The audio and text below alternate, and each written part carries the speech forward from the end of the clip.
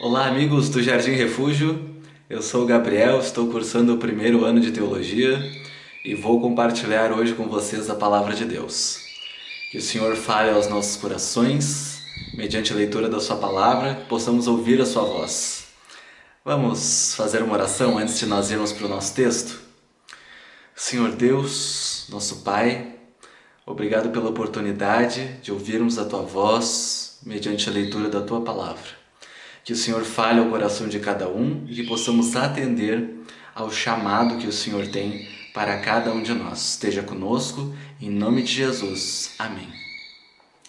Pois bem, espero que vocês estejam com as suas Bíblias. Nós vamos abrir a Bíblia em 1 Samuel, capítulo 7. Vou pedir para você abrir a sua Bíblia. Eu já estou com a minha aberta aqui, então eu vou explicar um pouco do contexto em que se encontra esse texto que nós vamos ler, em 1 Samuel 7, ok? Pois bem, eram dias difíceis para o povo de Israel, eles estavam passando por muitas lutas, especialmente no que diz respeito aos filisteus. Os filisteus recém tinham travado uma grande guerra contra o povo de Israel e tinham vencido. E foi uma vitória esmagadora por parte dos filisteus.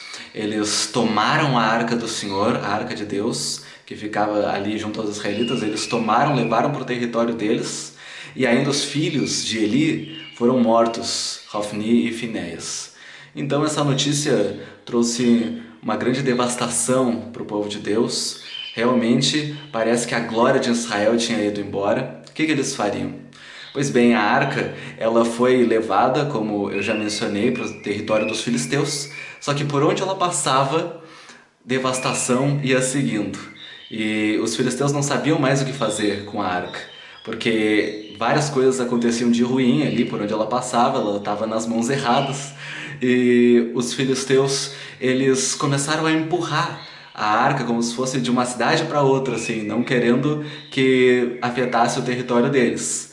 Então, até que eles resolveram tomar conselho com alguns sacerdotes e adivinhos, e eles recomendaram que eles enviassem de volta a arca para o território de Israel. E eles então tomaram 2 vacas, uma espécie de carro, na qual as vacas foram atadas, e sobre este carro eles colocaram a arca do Senhor. E eles simplesmente tocaram as vacas, largaram elas e, de maneira sobrenatural, elas foram rumando para o território de Israel, conduzindo a arca de volta. Quão grande não foi a alegria do povo quando eles viram que a arca estava voltando para o seu território.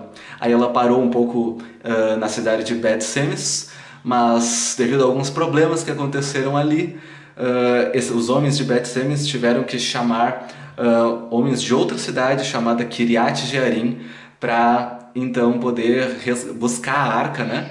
E então ela foi para Kiriat Jearim e lá ela ficou por um determinado tempo.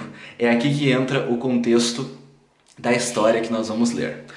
Diz assim, 1 Samuel 7, verso 2 em diante. Sucedeu que, desde aquele dia, a arca ficou em Kiriat Jearim, e tantos dias se passaram que chegaram a 20 anos, e toda a casa de Israel dirigia lamentações ao Senhor.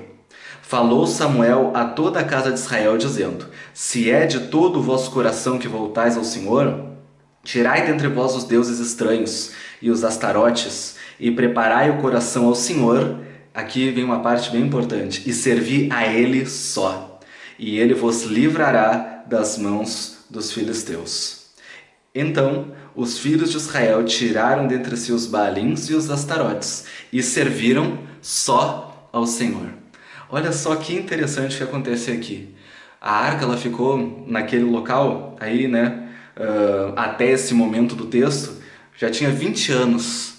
E o povo já estava dirigindo lamentações a Deus, a opressão ocasionada pelos filisteus era muito forte. E aí então Samuel ele chega para o povo e diz: olha, se é de todo o vosso coração que vocês estão se voltando para o Senhor, sabe o que vocês fazem? Tirem os deuses estranhos que estão no vosso meio, preparai o coração ao Senhor e servi a Ele só. É interessante que o povo ele atendeu essa mensagem, e essa mensagem é também dirigida a nós nos dias de hoje. Deus nos chama para um serviço não dividido. Deus nos chama para uma religião que não fica só nas formas, mas vai muito além disso. É claro que é importante nós termos formas, digamos assim, de adorar a Deus, né? São coisas importantes, mas quando estas formas são destituídas de espiritualidade, aí acaba não adiantando. Então, havia um chamado para o povo naqueles tempos, existe um chamado para nós hoje. Nós precisamos servir a Deus, tomar uma decisão ao lado do Senhor e servir a Ele somente. Senão não vai adiantar.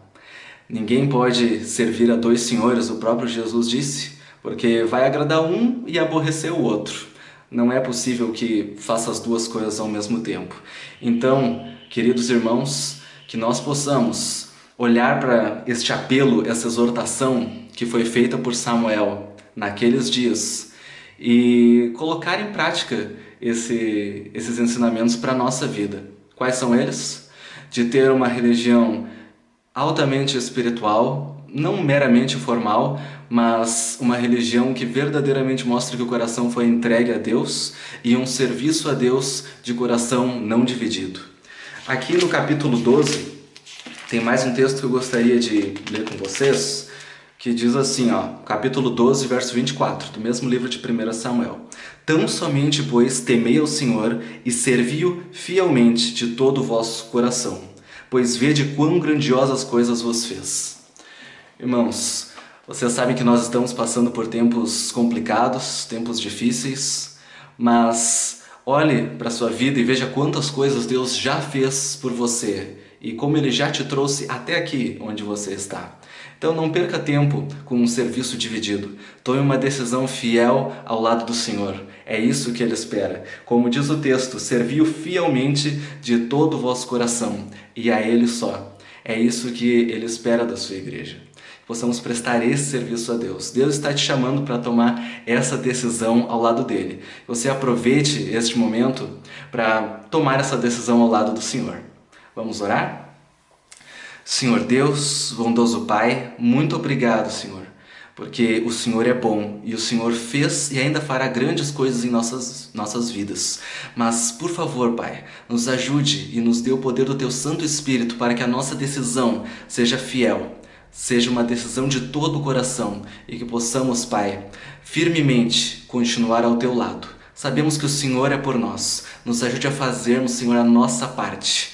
Entregamos nossas vidas em Tuas mãos e pedimos estas bênçãos, Pai, não pelos nossos méritos, mas em nome e pelos méritos do Senhor Jesus. Amém. Fique com Deus, um abraço a todos.